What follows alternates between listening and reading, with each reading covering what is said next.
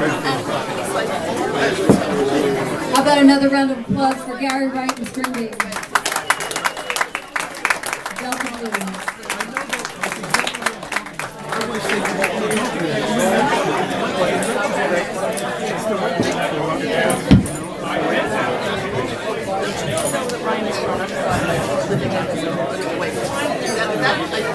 Go ahead.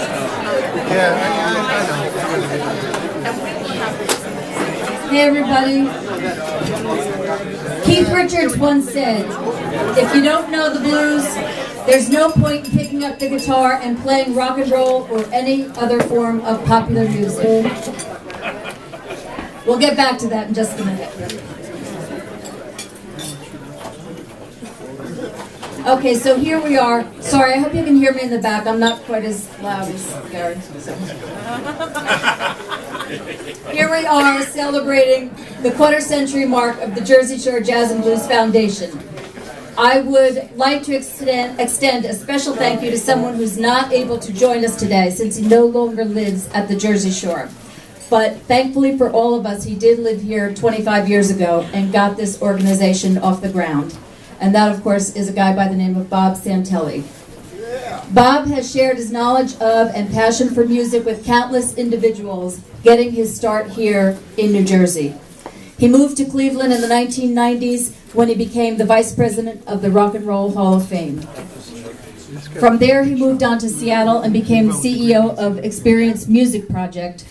And he presently serves, as Eddie mentioned before, as the executive director of the Grammy Museum in LA. Some of you, in fact, may have seen him not too long ago on a PBS special, hanging with the Obamas at the White House, sharing his love of blues music. So Bob really, he travels around, and Bob is the expert on all of this stuff. Since Bob couldn't be here today, I thought I would read just a little bit, not a lot, but just a little bit from a book that he edited some years back, and the book is called American Roots Music. Bob and Bonnie Raitt both wrote introductory essays from the book, and I hope neither one of them would mind if I kind of combined a few of the things that they wrote, because I thought this passage is so moving to me, and I hope you think so as well.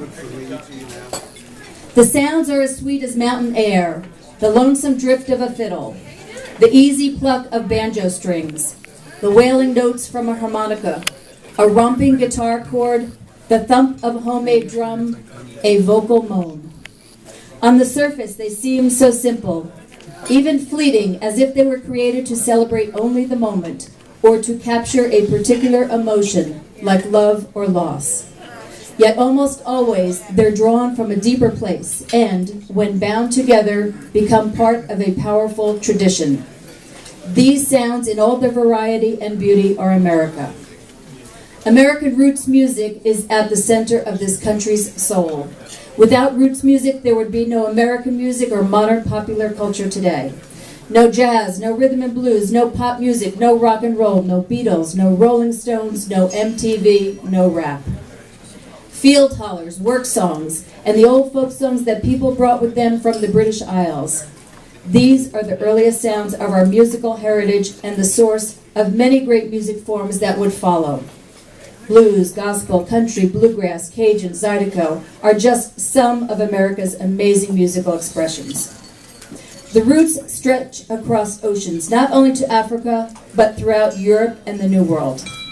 They were carried to America by slaves and European settlers, each of whom heard and borrowed elements from other cultures to create music that was unique and new. The ancient music of African slaves, for example, was transmogrified with Christianity and gave rise to gospel music, field hollers, work songs, and prison songs. You can see how this music evolved into songs of inspiration for the civil rights and anti-war movements, as well as songs for entertainment in juke joints and nightclubs. We marvel at how all forms of roots music have found and continue finding their way to each of us at different times through different means. Radio, recording, live performances, music festivals, and television. And I might add, since they wrote this a few years ago, the internet, of course, the possibilities are endless nowadays. With the advent of radio, roots music traveled from one hotbed to another, exposing practically everyone in earshot to the different musics created and enjoyed by people they had never met, from places they may never have heard of, much less visited. Radio provided the crucial link between the musicians and the music, from one farmland, mountain, swamp, or urban community to countless others. People like a young Elvis Presley began listening to gospel and black music on Sunday morning radio programs, while at the same time young future rock and roll and soul singers in Detroit, St. Louis, and Philadelphia were tuning into the Grand Ole Opry broadcast. Beginning back in the 1930s, when radio was still relatively new, it must have seemed like a miracle to dial this magic box, get some wild Appalachian recording, and then turn the dial a little more and get some white preacher, then a black preacher, then big band music, gospel and blues. The resulting cross-pollination gave rise to an amazingly fertile time in music, opening up people's hearts and minds to the possibilities, not only for entertainment and personal self-expression, but a way to build or define a community. Roots music reflects where we've been, politically and sociologically, as well as musically. Early field recordings like those we have from John and Alan Lomax represent such an important contribution to how we can learn about and celebrate our past. They tell us where this music really lived, where it came from, and how our history developed. The evolution of different styles of popular music today can be traced back to those early recordings. They are among our most important national resources. America has an incredibly rich history of roots music. It's one of our greatest gifts, and its ability to tell a story, to speak the truth, to reflect where we've been and why, never goes away. If we look to American roots music as history, through which we can document the past 100 years in musical terms, we need to remember that it is a living, ongoing history. The many and varied musical forms that we're talking about are alive and well. They've lived in the past, they live in the present, and all indications are they will live in the future. I wish I wrote it, but I didn't. It's Bob and Bonnie.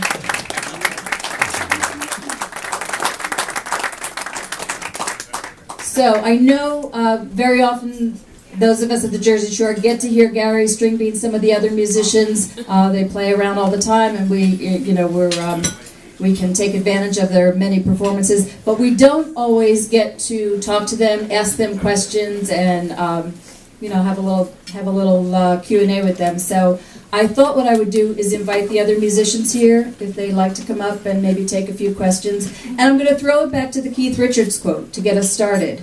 If you don't know the blues, there's no point in picking up the guitar and playing rock and roll or any other form of popular music. I think we can, well, what I'll say is discuss, right? How do you guys feel about the blues? And, do you agree with Keith? You guys want to come up? And Al said he's going to be on his best behavior.